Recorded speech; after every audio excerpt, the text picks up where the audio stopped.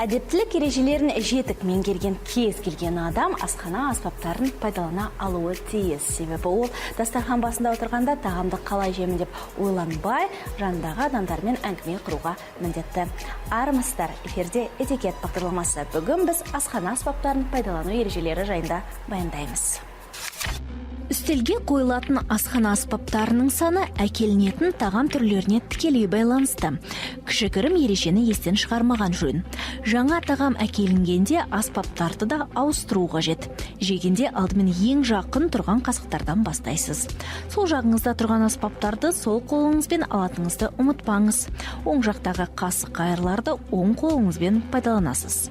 Бәріне ортақ қойылған тағамға арналған аспаптардың тұтқасы сол жағынан болса, оларды да сол қолыңызбен аласыз. Тұтқасы оң жақта орналасқандарға да қатысты осы ереже қолданылады. Для каждого блюда имеется свой прибор для холодных закусок, для горячих блюд. Әрбір тағамға арналған өзіндік асхана аспаптары бар. Ет пен балықты жейтін ыдыс әртүрлі. Мәселен, балыққа арналған шанышқының 3 түсі бар. Қалған тамақтарға кәдімгі шанышқыны қолдануға болады. Тәттілерге арналған қасық пен пышақтың көлемі кішкентай. Десертные, они формой отличаются, то есть они намного меньше размером, ножи поуже идут. Осыған дейін айтылғандардан басқа пышақтың тағы 3 түрі бар. Біріншісі ол майға арналған пышақ. Оның жүзі жартылай иілген болады.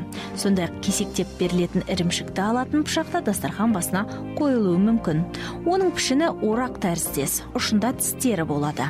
Бұл құралмен ірімшіктің үлкен бір бөлігін кесіп алып, өз тәрелкеңізге салып аласыз. Ал лимонды кесуге ара тәріздес пышақ қолданылады. Жемістің кесіп алынған бөлшегін 2 тісі бар арнайы айырмен аласыз. Егер сіз пышақ, айыр немесе қасықты алдағы уақытта пайдаланбайтын болсаңыз, оларды дастарханға емес, тәрелкеңіздің шет жағына қойғаныңыз жөн. Әсіресе пышақты орналастыруға мән беріңіз, ол ыдыстың оң жағына тіреліп тұру керек. Мамандардың айтуынша, осы әрекетті дұрыс орындасаңыз, аспап сізге де жаныңызда отырған көршіңізге де кедергі келтірмейді. Кейде дастархан басына өзіміз үйренген асхана аспаптарынан бөлек қосымша құралдар қойылуы мүмкін. Мәселен, ұннан пісірілген тәттілерді ұстайтын қысқыш керек, кішірегі қант, мармелад, қапсыз шоколад кәмпиті, зефир салу үшін қолданылады. Ал уылдырық, паштет, кейбір ет пен көкөністен пісірілген тағам түрлерін қалақшамен салуға болады. Щипцы тоже имеют свою разновидность, а именно идут большие. Ыстық тағамның алдында берілетін тамақ түрлерін салуға аспаптардың түрі қарастырылған. Бізде қант пен мұз қосуға арналған қысқыштар да бар. Щипцы для льда, для сахара имеются.